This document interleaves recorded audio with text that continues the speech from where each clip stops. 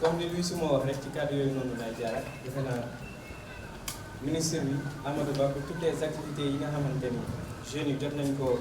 organiser daf ñoo mos a jàppale daf ñoo mos a appuyer. Récemment aussi comité marche bi ñu organisé aussi gis nañ jàppale yi nga xamante ni defal nañu ko te yàgg na ko def donc boobu avant maa doon président la ba léegi muy continuer donc ça veut dire que am na relation de confiance boo xamante ni jot nañ ko saxal entre ñun ak moom entre jeunes yi ak entre moom ak jeune adultes ci kaw loolu aussi après remerciement yi également voilà ci turu jeunes yi tamit comme ni ko lii si moo waxee voilà monsieur le ministre on a beaucoup de jeunes qui ne sont pas qui sont diplômés mais qui sont sans emploi au niveau de notre paroisse. On a des jeunes qui voilà, ils ont fait des années d'études, ils ont acquis beaucoup d'expérience, mais trouver un emploi, ça va être très difficile, ça va être très compliqué. Donc, en tant que président de la coordination des jeunes, je ne saurais remercier sans pour autant un plaidoyer jeunes. Donc, loolu laa amoon loo xamante ni mën naa la ko dénk te loolu c'est de façon personnelle. Voilà, nous au niveau de la coordination, on a beaucoup d'initiatives aussi. Mais les initiatives que nous avons, les activités que nous menons, voilà, ça ne permet pas de peut-être financer les projets des jeunes. Ça ne permet pas aussi derrière, voilà, d'appuyer des jeunes ou bien de trouver de l'emploi pour des jeunes. Bien vrai que des fois, on reçoit des offres, mais l'insertion est toujours difficile et toujours compliquée au niveau des jeunes. Donc, loolu laa amoon li nga xamante ni moom laa doon sànni di la gërëm vraiment ci ñëw bi di la gërëm ci déplacement bi nga ñëw voilà au nom de tous les jeunes de la paroisse nous vous remercions. Salaamaaleykum monsieur le ministre Amadou Ba ñu gëj la gis rek di kontaan ci ni nga ñëwee tey seet si paroisse Marie Immaculée yëpp di jël nuyoo bi rek teg ko sa loxo nga nuyu ñu honorable député monsieur Aline Badara Diouf ak délégation yi nga àndal ñëpp boole ci suñu kilifa bi toog fii ne père Pascal Faye vraiment di la gërëm di la sant ndax xam nañ ne jot bi bëriwul temps yi da ngeen bëri liggéey waaye jël nga tuuti temps ci sa sacrifice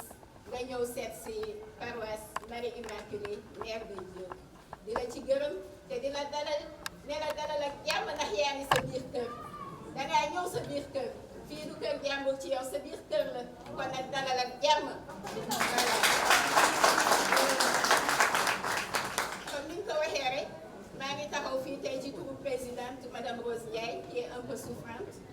moo ma fi yebal ak bureau am bi toog fii yëpp di ma madame Emeline Sagna madame Louise Gueye ak madame Espérance Ndiaye ñu toogal fii famille yëpp ñu leen di oowee armée de mi-part jëlee ko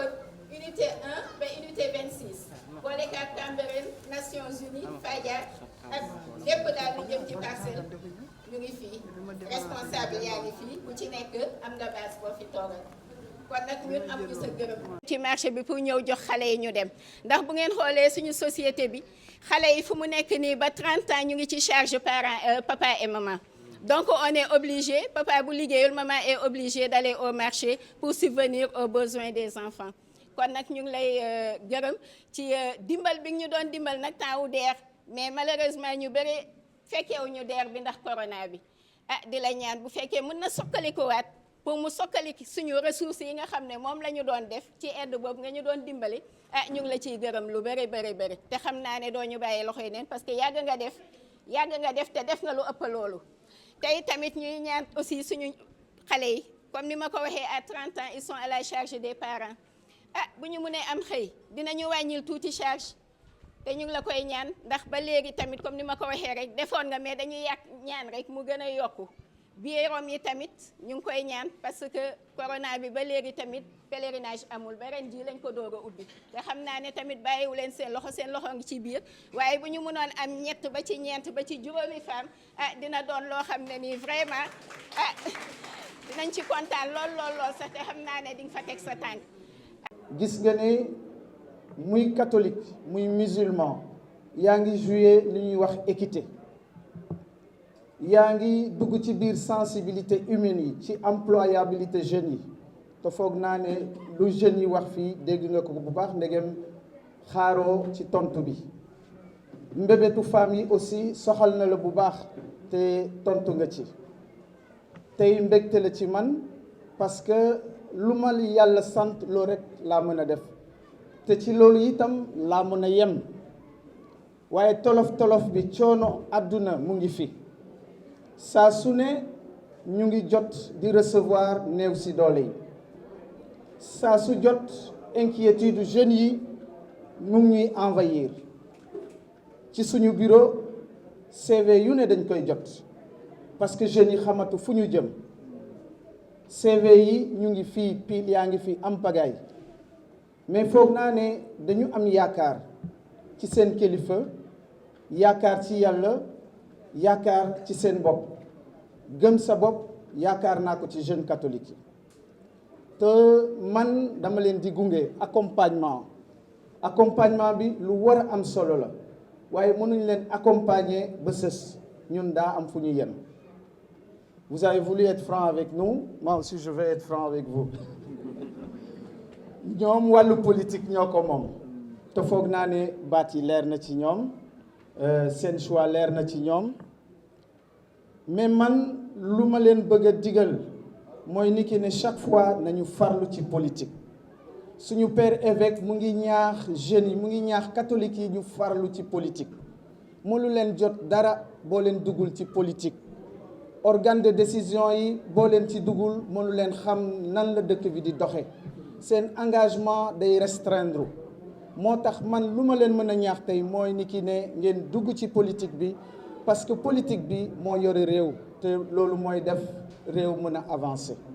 ci loolu laay gërëmee ku nekk ci yéen ci mobilisation bi te di baalu ak itam xëy na ñu bëri duñ ko gisee noonu ndegem monsieur le ministre wax na ko ñëpp bokkuñu gis-gis waaye boo fi toogee tey ak ñun daa fekk nga am suñu jot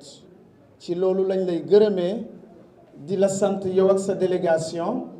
di la delloo itam projet bi ndegem suñu église la yiite woon nañ ko lool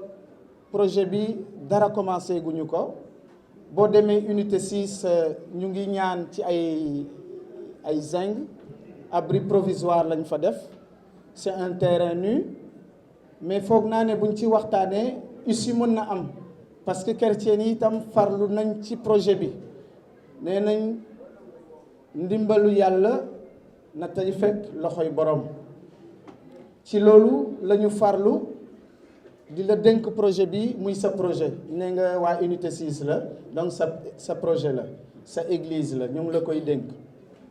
waaye balaa maa jeexal dama leen a bëgg a ñaanal ñi fi teew yépp parce que xam nañ ne ci échéance électorale yi ñu nekk ci wàllum législative soxla nañu ñaan dëkk bi ñëpp xam li fi nekk ñëpp a gis li fi nekk bëgg naa ñu ñaan ndax yàlla wàccee yërmandeem waaye jàmmam xel mu sell mi leeral xel yi ci lépp lu ñu war a def ndax itam ci lu ñu jublu ak lépp lu ñu bëgg a def mu nekk njëriñu sénégalais lépp lu ñuy jéem yàlla sottil ko ci loolu lay ñaan ku nekk ci lu mu gëm ci ab noppi tuuti ñu ñaan. kon vraiment nañu gën a jàppalante maintenant ñu ngi jëm nag ci benn situation daa leen wax sama bopp waaw il faut mu wax leen ko aussi pour être tout à fait honnête avec vous et tout à fait transparent alors dañuy jëm ci élection législative ñu war a tànn 165 députés président defal ma privilège def ma deuxième de la liste nationale jël Badou def ko ci liste bi mais au-delà de nos personnes Parcelles Assainies lañu defal teranga au-delà de nos personnes Parcelles Assainies lañ defal teranga. À Dakar ou au Sénégal, on a plus de 550 communes. Commune bu nekk, tu as droit à une représentation. On est 165, donc commune yëpp mënuñu am. À Dakar, on a 19 communes. Dakar, il y a 7 députés, donc ñëpp mënuñu am. Kon bu jëlee Parcelles Assainies jox leen ñaar, c'est par considération, par respect pour les Parcelles Assainies. Maintenant, man nag teraanga bu mu mënti am ko ci biir parcelle ànd ak waa parcelle moom mooy mottali teraanga boobu. Il y a quelqu'un qui m'a parlé tout à l'heure de problème de financement. Il y a quelqu'un qui a parlé de problème d'emploi. Muy politique yoo xam ne xam naa leen bu baax. Mais la ñuy dooleel, la ñuy jàppale, la koy yombal, lay tax bu ñu koy séddale Parcelles Assainies ëppale ci mooy ngeen jàppale ñu nag ñun ñu am. C'est ça la vérité aussi. bu dul loolu ku nekk sa yëfu bopp ngay joxe te sa yëfu bopp du yëfi fenn. Maintenant bu nekkee da ngay yor yëfu état téye yëfu état di jox def au nom de l'état laa na mën nga def discrimination en faveur de ta localité donte nag la responsabilité elle peut être nationale ñëpp nga war a jàppale ñëpp nga war a liggéeyal mais nag bay sa weewu tànk. loolu mooy message yi nga xam ne bëggoon naa leen ko lancer dinaa recevoir xale yi waxtaan ak ñoom pour xool nañ leen mën a dimbalee même bu dul xaalis en termes de conseil parce que dëkk bi y a beaucoup d'opportunités souvent nous avons tous tendance à attendre foog ni état bi dina ñëw wala lii dina ñëw parce que bu nekkee jàng nga am chance am foo toll bu ñu dimbalee tuuti rek nga dem. mën na doon xaalis financement mën na doon recommandation mën na doon sax conseil parce que yenn saa yi lu rëy dina nekk sa wet te doo ko xam mais da ngay daje koo xam ni xëy na moo la ëpp expérience wala yéene na la mu ñëw na la pourtant yow profil bii nga am boo defoon lii def lii yokk ci lii rek yàlla mën na laa defal nangam maintenant nga jàpp ci ça nous sommes prêts à le faire ak financement yi aussi on va aider jigéen ñi dégg naa li ngeen wax. incha allah naa leen booleeg Abbas moom mooy seen partenaire mais dinañ ko waxtaanee ak curé parce que aussi booy dugg ci kër jàmbur loo fa mënti def waxtaan ko ak borom kër gi comme ça moom dina xool réalité kër gi xool nu mu gën a rafetee mu defee ko noonu parce que moom aussi curé bi ñëpp la njabootee ni ma ko waxee léegi ñi ànd ak ñun comme ñi àndul ak ñun ñoom ñëpp la njabootee bu ñu sañoon nag ñëpp ànd ak ñun mais nag nangu nañu ni l'unanimité n'est pas de ce monde. Ça aussi, on l'accepte. C'est ça aussi le jeu démocratique. Donc aussi, moi, je l'accepte. Pas jox dégg naa li nga wax bu baax ci biir Rome yi incha allah am na loo xam ne dinañ ko waxtaanee feneen. loolu mooy en tout cas message yi ma leen bëggoon a wax ma leen di sant bu baax di leen gërëm par décence et par élégance républicaine am na annonce yoo xam ne bëgguma ko def fii wala mënuma ko wax fii. dinaa ko wax ñi ma ko war a waxal après ñoom dinañuy ko yeggee defee ko aussi noo xamante ni du yàq